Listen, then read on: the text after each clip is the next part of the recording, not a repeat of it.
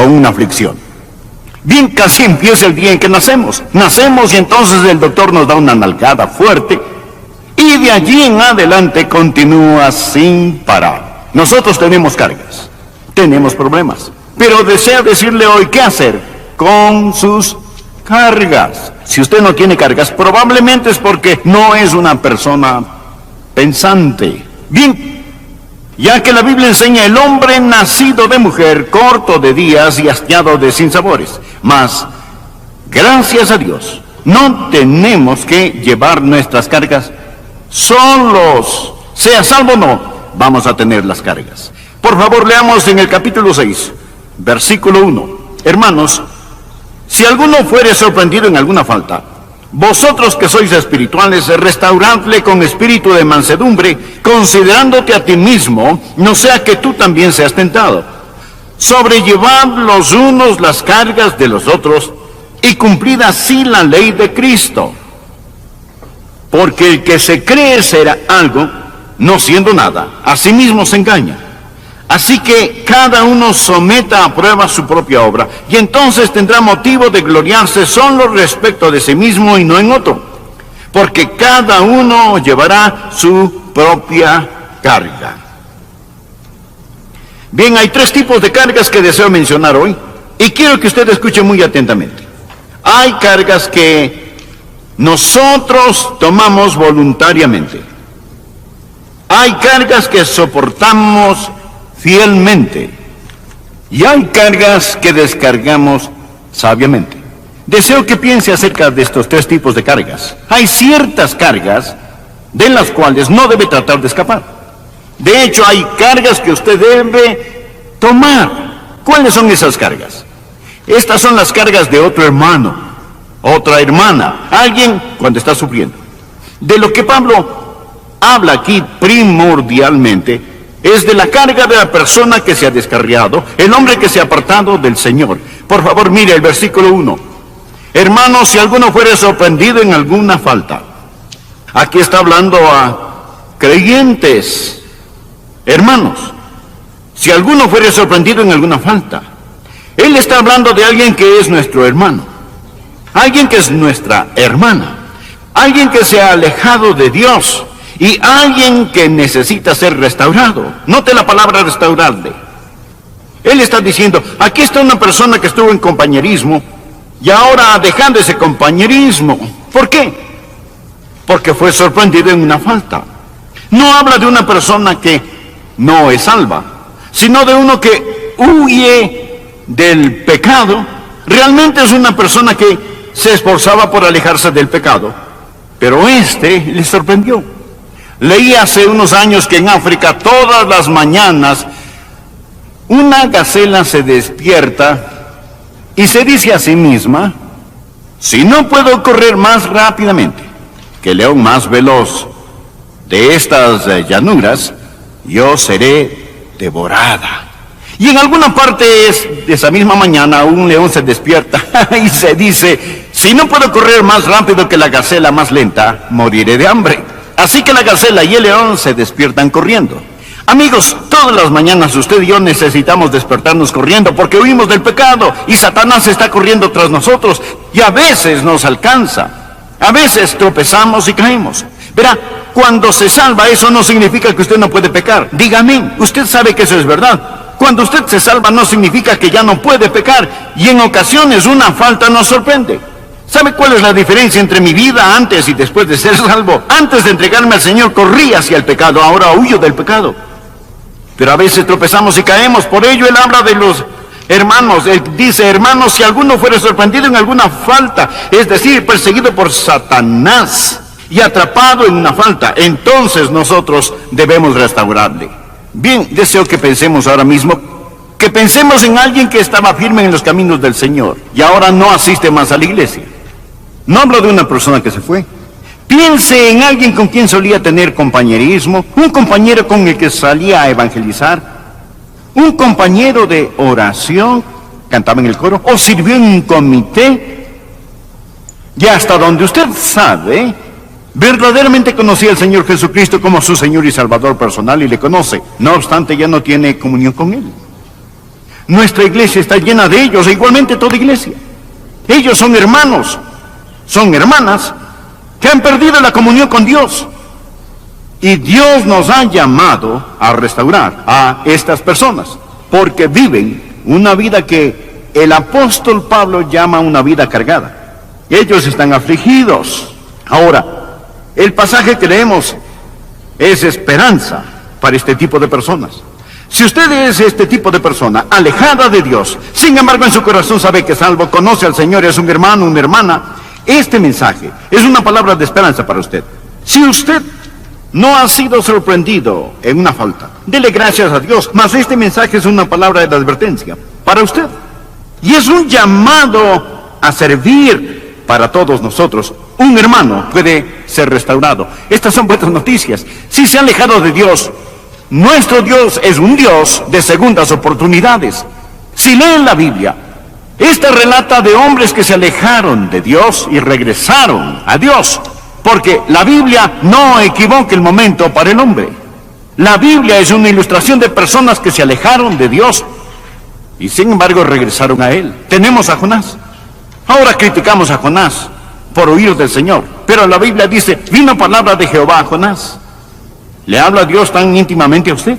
Jonás debió haber sido un gran hombre para tener tal contacto con Dios, y aquel podía oír las palabras del Señor. Él fue un gran instrumento que Dios quiso usar. Con todo, Jonás huyó del Señor. Recuerde, pasó la noche en un colchón de espumas con burbujas. Usted recuerda la historia. Tragado por una ballena. Sin embargo, Jonás regresó a Dios y fue usado por Dios para traer toda una ciudad del tamaño de nuestra propia ciudad, o más grande, Nínive, por la fe al arrepentimiento en Cristo Jesús. David, un varón conforme al corazón de Dios. ¡Qué hombre tan poderoso, maravilloso fue David! Tengo un hijo llamado David. David se alejó de Dios. David cometió un pecado horrible. Usted dirá, él tan solo era humano. No, yo digo que era desesperadamente inicuo. Él fue sorprendido en una falta. Sin embargo, él oró y Dios le perdonó. Él oró, Señor, vuélveme el gozo de tu salvación, y gracias a Dios, Él le dio una segunda oportunidad. Nuestro Dios es un Dios de segundas oportunidades. ¿Conoce a alguien que ha sido sorprendido en una falta? Bien, la Biblia dice que usted debe restaurarle. He hablado del ministerio de restauración. Déjeme decirle cómo restaurar. Si se dice, bueno, pastor, lo haré.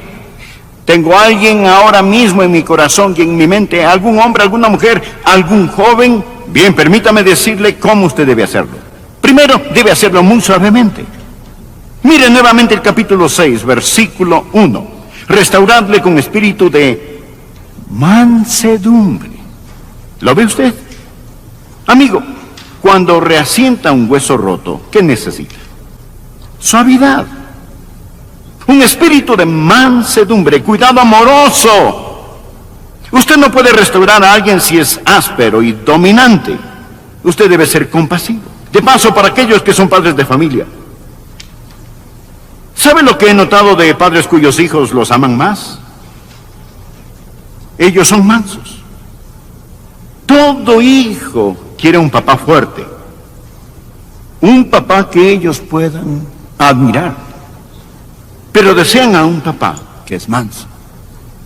Manso. Usted puede restaurar a sus hijos con mansedumbre.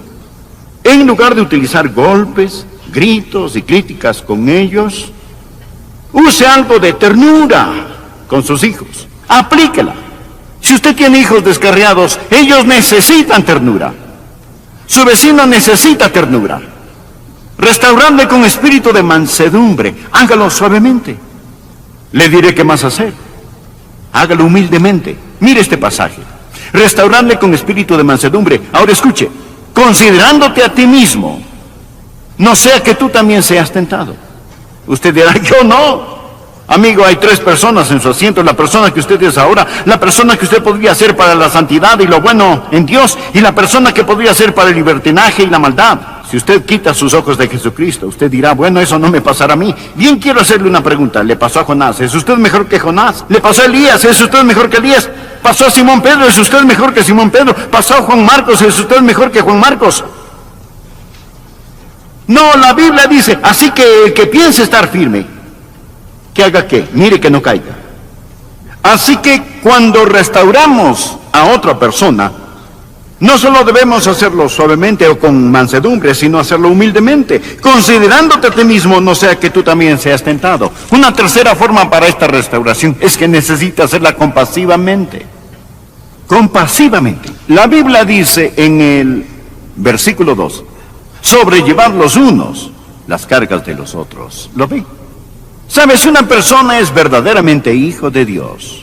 No hablo de alguien que corre a pecar, sino de una persona que huye del pecado, mas ha sido sorprendida en una falta. Si es verdaderamente hijo de Dios, anótelo claramente, si esa persona es realmente salva, nacida de nuevo, y está fuera de comunión con Dios, está llevando una gran carga. Ahora si no es salva, no está cargando nada. Bien, pero si lo es, y está fuera de comunión con Dios, está llevando una gran carga. Présteme atención y permítame decirle algo. La persona más miserable sobre la tierra no es la inconversa. La persona más miserable sobre la tierra es la salva fuera de comunión con Dios. ¿No es cierto? Es totalmente verídico. Cuando David perdió la comunión con Dios, él dijo, Señor, vuélveme el gozo de tu salvación. Él no dijo, Señor, vuélveme tu salvación, sino vuélveme el gozo de tu salvación.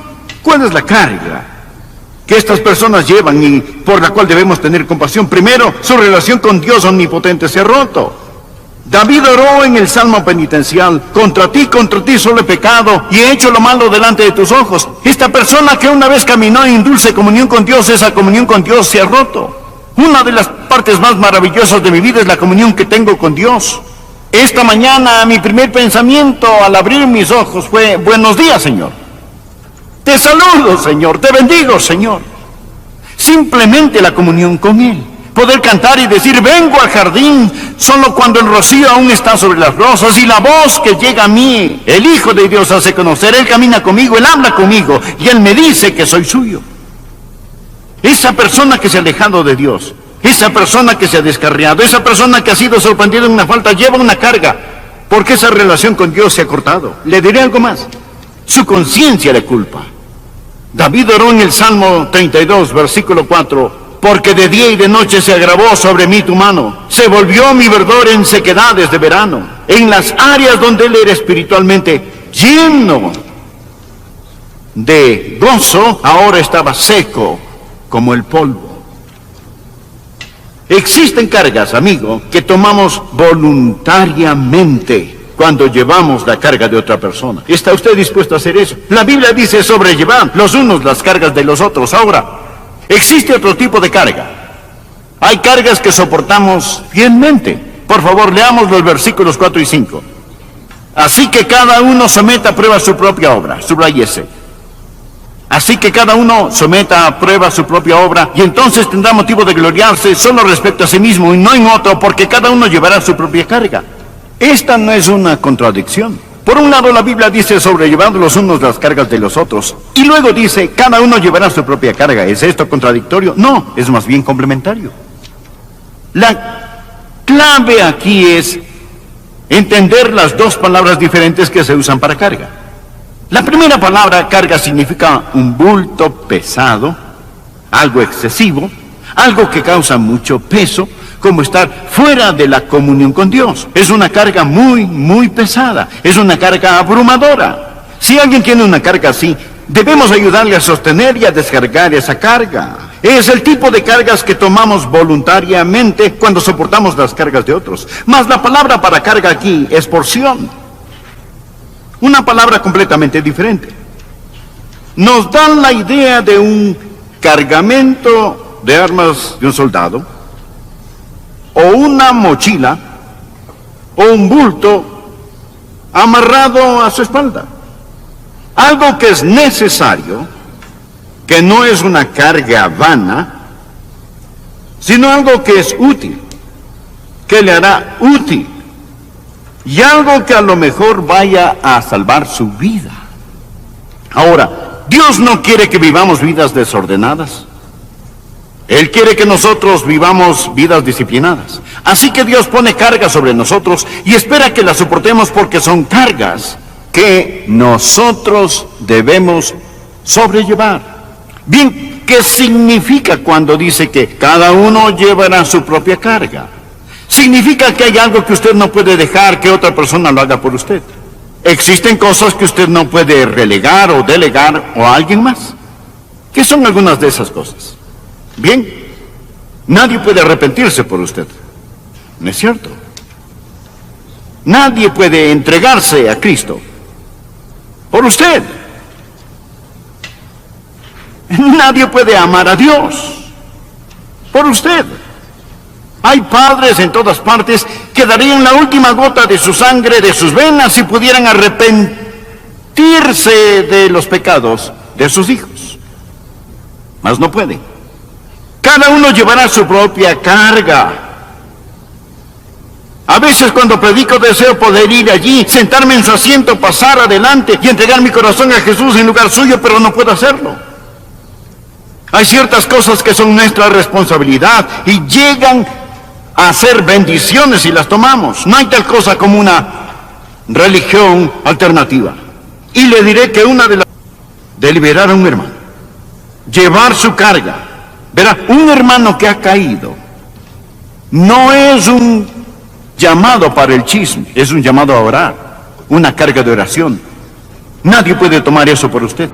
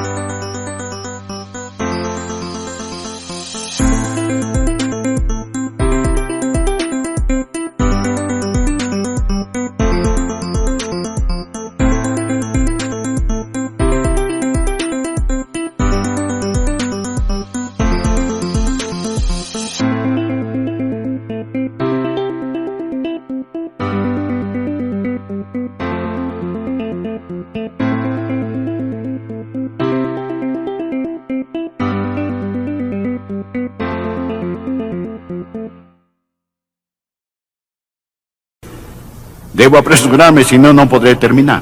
Vayamos al último punto. Le he mencionado que hay tres tipos de cargas. Las cargas que tomamos voluntariamente, cuando soportamos las cargas de otros. Las cargas que soportamos fielmente, cuando Él dice, cada uno llevará su propia carga. Hay ciertas responsabilidades que son nuestras y que nadie puede tomarlas en nuestro lugar. Mas luego, escuche, querido amigo, hay una carga más, y esa es la carga que tiramos gozosamente, la carga que tomamos voluntariamente, la carga que soportamos fielmente, y una tercera carga, y esa es la carga que descargamos gozosamente. Por favor, anote en su margen, Salmo 55, versículo 22. Echa sobre Jehová tu carga, y Él te sustentará. Echa sobre Jehová tu carga, y Él te sustentará. No dejará para siempre caído al justo. ¿Sabe quién escribió eso? El rey David, a quien su carga le fue quitada cuando fue restaurado por Dios, mas él tenía otras cargas. Verá, él era un rey, era rico. Cuando escribió esto, él era piadoso, escribía los salmos, ya era de edad avanzada. ¿Qué aprendemos de esto? Que las cargas llegan a los ricos como a los pobres. Estas llegan a creyentes como a no creyentes. Había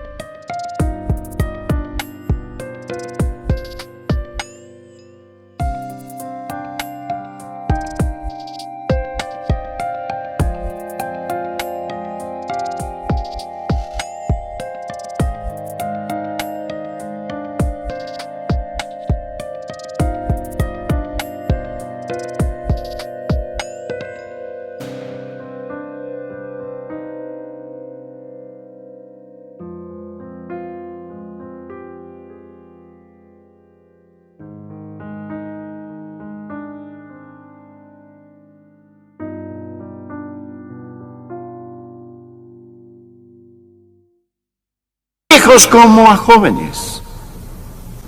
Adrián, ¿tiene usted cargas? Sí. Usted tiene cargas. ¿Qué hacemos con nuestras cargas? Bueno, si tenemos estos tipos de cargas, tenemos que descargarlas sobre el Señor. Echa sobre Jehová tu carga. Cantamos un corito. Debo decirle a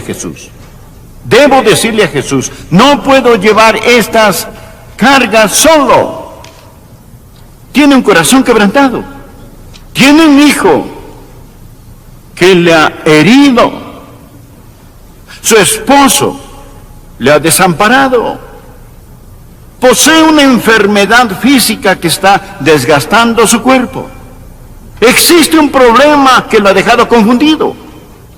La Biblia dice que debe echar sus cargas sobre el Señor. Puede ser que Dios le ha dado esa carga para que se la traiga a él.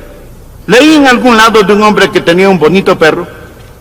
Y él tenía ese perro, quizá era un labrador, o uno de esos perros que les gusta estar en el agua. El perro estaba nadando en un lago, y el hombre quería irse a casa, y lo llamó.